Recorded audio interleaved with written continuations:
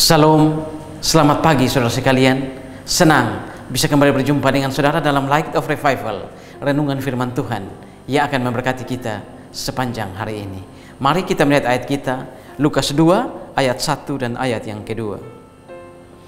Pada waktu itu Kaisar Agustus mengeluarkan suatu perintah, menyuruh mendaftarkan semua orang di seluruh dunia. Inilah pendaftaran yang pertama kali diadakan sewaktu Kirenius menjadi wali negeri di Syria. Yesus yang menderita.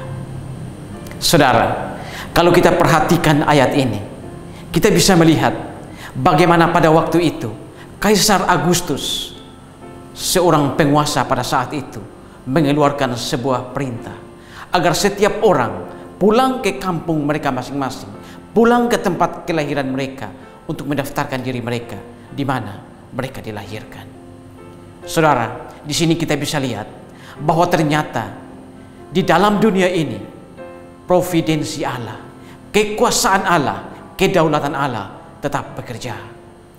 Allah memakai orang-orang, kaisar, memakai manusia, memakai para penguasa untuk menjalankan rencana Allah. Dengan Kaisar Agustus memerintahkan agar setiap orang pulang ke kampung mereka masing-masing, ke negeri asal mereka masing-masing. Ini membuat Yusuf harus kembali ke Bethlehem, karena di sanalah tempat kelahiran dari Yusuf. Dan saudara-saudara, ini semua membuat nubuat tentang kelahiran Tuhan Yesus harus di Bethlehem terpenuhi. Saudara-saudara, kalau ada nubuat yang hampir gagal, maka nubuat ini hampir gagal, karena pada waktu Maria hamil dan ketika hampir melahirkan, mereka masih berada di Nazaret. Tetapi saudara, di sini kita bisa melihat kekuasaan Allah yang luar biasa. Allah memakai raja-raja, Allah memakai kaisar, Allah memakai pemerintah-pemerintah untuk menjalankan rencananya. Padahal saudara, kalau kita memperhatikan apa artinya Yusuf dan Maria dibanding dengan kekaisaran Romawi, apa artinya Yusuf dan Maria dibanding dengan orang-orang lain, orang-orang hebat, raja-raja pada saat itu, apa artinya kelahiran seorang bayi kecil yang bernama Yesus dibandingkan dengan raja-raja Romawi, kaisar-kaisar Romawi yang begitu hebat.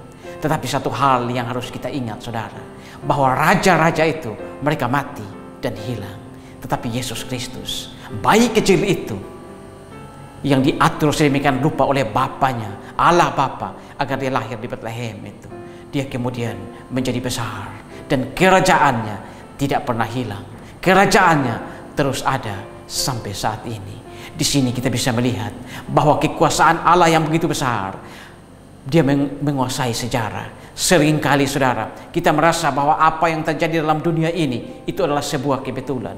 Apa yang terjadi dalam dunia ini, kekuasaan Allah hanyalah sebuah bagian kecil.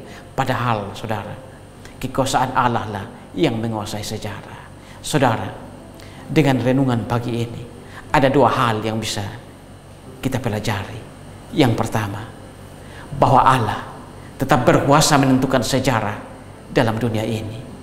Allah berkuasa untuk melakukan apapun yang terjadi di kolong langit. Dia adalah Allah yang menulis sejarah dunia ini.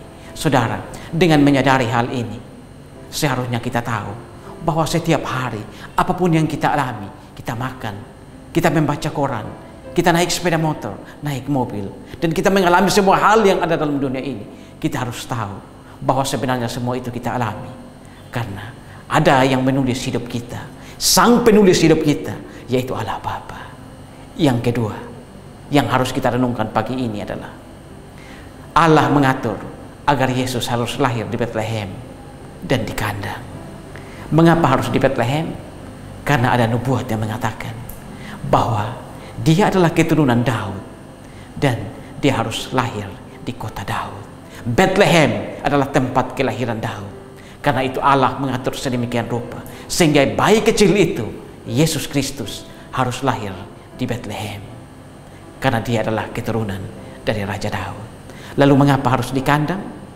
Saudara, ini untuk menunjukkan pada kita bahwa Allah yang turun menjadi manusia, Allah yang menjelma menjadi manusia itu adalah Allah yang mau mengambil kehinaan manusia, mengambil kerendahan manusia. Dia yang adalah Allah Tapi dia turun menjadi sama dengan kita dalam segala hal kecuali dosa. Dia mengambil kehinaan kita. Dia mengerti penderitaan-penderitaan kita. Dia mengambil semua hal yang kita alami sampai kita berada pada titik nol. Dan saudara, bukan cuma itu, tapi dia harus lahir di kandang binatang untuk menunjukkan bahwa dia datang sebagai juru selamat, untuk menanggung dosa-dosa kita yang kita berbuat, dosa-dosa kita yang menyakiti hati sesama dan juga menyakiti hati Allah Bapa. Dia harus lahir di kandang untuk menunjukkan bahwa dia datang untuk mengambil kehinaan kita, mengambil dosa-dosa kita, menanggung dosa-dosa kita, padahal dia sendiri tidak berdosa.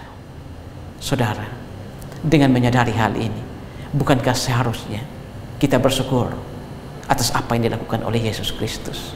Bukankah dengan menyadari hal ini, kita seharusnya bersyukur ketika kita dipilih menjadi saudara-saudaranya, diangkat oleh Allah Bapa menjadi anak-anaknya, yaitu kita sebagai orang-orang percaya.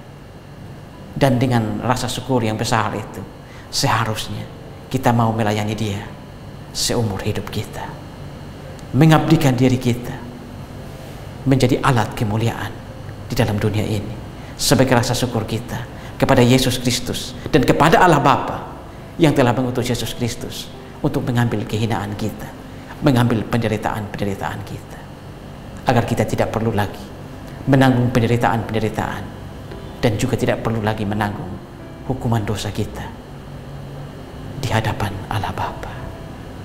Amin. Tuhan, terima kasih untuk firman-Mu pagi ini.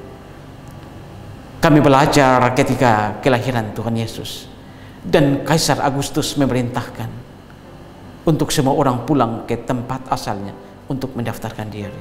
Di sini kami belajar, Tuhan, bahwa semua yang terjadi dalam dunia ini dipakai oleh Tuhan. Tuhanlah penulis sejarah dalam dunia ini, termasuk sejarah kehidupan kami. Terima kasih Tuhan untuk semua itu. Biarlah kami bersyukur, kami berterima kasih, dan kami terus melayani Engkau seumur hidup kami.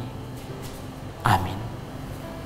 Saudara, saya terus mengajak saudara untuk menjadikan firman Tuhan sebagai pelita dan terang di sepanjang jalan hidup kita.